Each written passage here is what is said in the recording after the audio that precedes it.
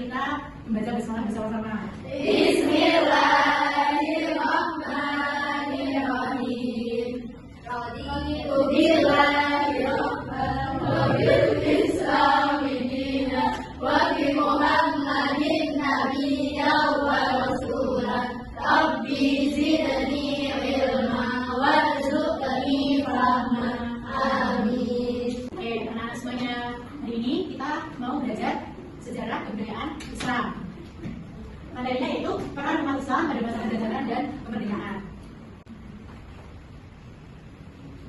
Masuk ke materi ya, kita akan belajar peran umat Islam pada masa penjajahan dan kemerdekaan. Nah, latar belakang penjajahan Indonesia itu ada beberapa negara yang dulunya itu menjajah Indonesia. Siapa yang tahu negara apa saja? Nah, mereka itu menjajah Indonesia tujuannya untuk mencari rempah-rempah. Awalnya mereka itu berniat untuk mencari rempah-rempah dan mau berjualan di Indonesia, di daerah Indonesia.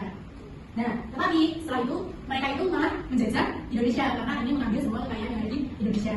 Terus mereka suka berdasarkan kekayaan Indonesia, dengan kasar gitu. Terus malah ada perang juga. Dan selanjutnya Belanda itu menerapkan politik divisi impera atau adu domba.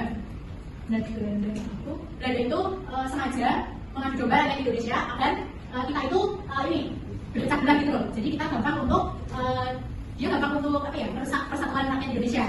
Jadi gampang untuk menyerang bangsa Indonesia. Selanjutnya tujuan utama penjajah itu agar rakyat tidak bersatu sehingga mudah dikuasai. Selanjutnya tiga masa perjuangan umat Islam. Yang pertama ada masa penjajahan. Perlawanan itu bersifat kedaerahan, terus dipimpin oleh tokoh-tokoh perjuangan kayak Pangeran Diponegoro, Tengku Umar, terus ada Pangeran Antasari. Terus yang kedua ada masa kebangkitan nasional. Masa kebangkitan nasional ini muncul semangat kesatuan organisasi. Tokohnya itu ada Gus Cokro Aminoto, Haji Agus Salim, terus Ahmad Dahlan dan Kiai Haji Hasyim Asy'ari. Terus yang ketiga ada masa mengisi kemerdekaan. Tokoh-tokoh yang berperan membangun bangsa itu melalui pendidikan, terus ilmu pengetahuan dan kemasyarakatan kayak Profesor Hamka, Abdurrahman Wahid, terus Gus Dur dan juga B.J. Habibie. Selanjutnya ada perlawanan kedaerahan. Nah, pada masa penjajahan umat Islam itu melakukan perlawanan serangan kedaerahan melawan penjajah Belanda. Nah, perlawanan ini tuh dipimpin oleh yang pertama ada Pangeran Diponegoro. Pangeran Diponegoro itu memimpin perang pada tahun 1825 sampai 1830. Beliau itu melawan bangsa Belanda. Nah, beliau itu menentang penjajah karena Belanda itu merampas hak rakyat dan melanggar adat. Jadi Belanda itu dulunya kan kita ini kan hidup punya hak nih, hak untuk berpendapat, hak itu kan hak untuk hidup, nah itu dirampas sama Belanda. Jadi kita itu dulunya orang-orang dulu itu hidup itu nggak punya hak sama sekali. Terus Belanda itu juga melanggar adat-adat. Nah, kita kan di sini kan punya adat ya, kayak adat Jawa, terus Bugis atau yang lainnya. Nah, itu tuh dilanggar semua sama Belanda. Terus yang ketiga menggunakan strategi gerilya dan serangan perangnya stabil. Terus Pangeran Diponegoro itu ditangkap Belanda saat perundingan, terus itu wafat di Makassar pada tahun 1855. Yang kedua ada Tengku Umar. Nah, Tengku Umar itu pahlawan di mana? Siapa yang tahu? Dari Aceh. Ya, pahlawan Tengku Umar dari Aceh yang berjuang melawan Belanda. Nah, beliau itu menggunakan strategi pura-pura bekerjasama sama Belanda itu melanggar adat-adat. Nah, kita kan di sini kan punya adat ya, kayak adat Jawa, terus Bugis atau yang lainnya. Nah, itu tuh dilanggar semua sama Belanda. Terus yang ketiga menggunakan strategi gerilya dan semangat perangnya stabil. Terus Pangeran Diponegoro itu ditangkap Belanda saat perundingan, terus habis itu wafat di Makassar pada tahun 1855. Yang kedua ada Tengku Umar. Nah, Tengku Umar itu pahlawan dari mana? Siapa yang tahu? Dari Aceh. Ya, pahlawan Tengku Umar itu dari Aceh yang berjuang melawan Belanda. Nah, beliau itu menggunakan strategi pura-pura bekerjasama sama Belanda itu untuk memperoleh senjata-senjata. Jadi pas beliau itu udah dapat senjata-senjatanya, dan beliau kembali melawan Belanda, memimpin perang melawan Belanda. Ya, terus beliau itu gugur pada pertempuran pada tahun 1899. Terus yang ketiga ada Gus Cokro Aminoto. Nah, beliau itu tokoh syariat Islam yang mengembangkan jadi organisasi yang memperjuangkan kepentingan umat Islam. Nah, beliau itu juga dikenal sebagai guru pengetahuan nasional.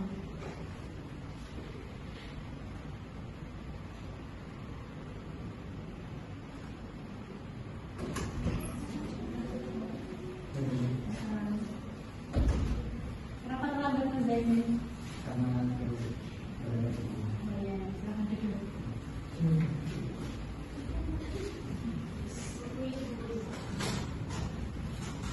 Selanjutnya Nah, tadi baca Pramila itu masuk di masa kebencanaan nasional ya. Terus yang kedua ada DNC Ahmad Dahlan. DNC Ahmad Dahlan itu pendiri apa?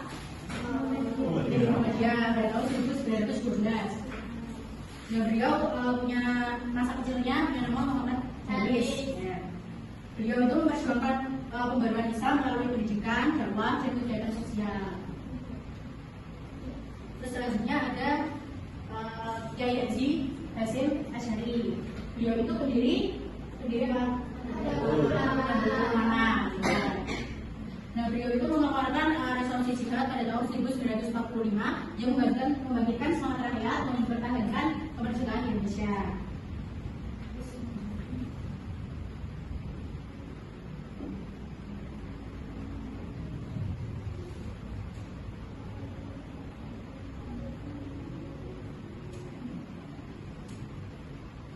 Selanjutnya ada Abdurrahman Wahid atau Gus Dur. Nah, beliau itu presiden nomor 4 di Indonesia.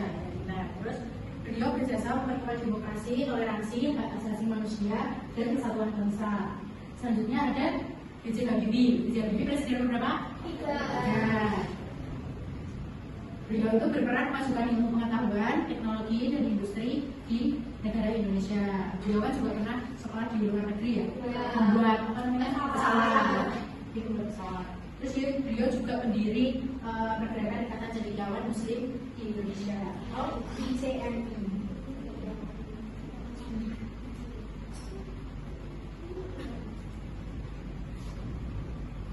Hikmah mempelajari materi ini tuh apa sih kira-kira?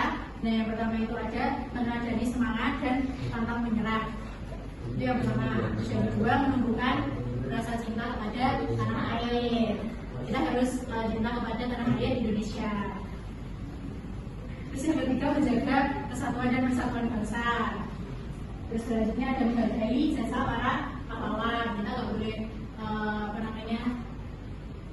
menghilangkan jasa para pahlawan. Kita harus selalu mengenang dengan yaitu tadi cinta tanah air, menjaga persatuan dan kesatuan.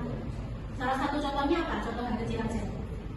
Masuk pacaran, nggak boleh bolos. Nah, harus ingat masuk pacaran.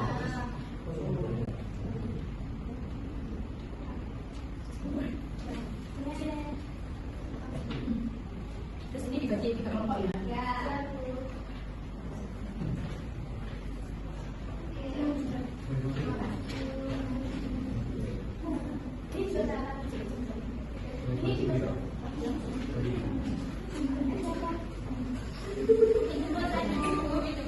Oh iya, boleh.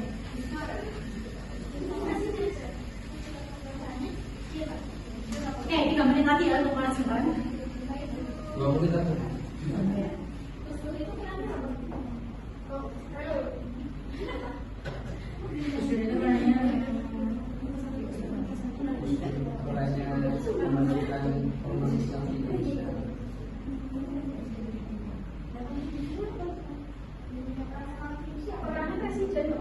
Dia kita jadi presiden, terus dia terus mengenalkan ormas-ormas Indonesia di dunia.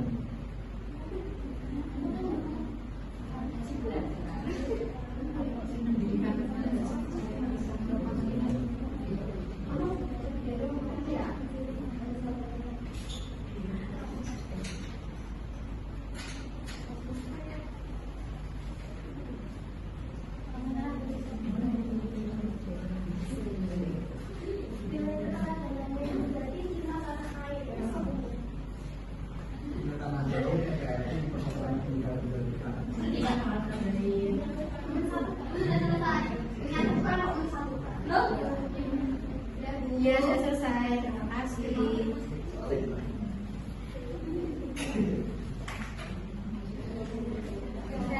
kasih.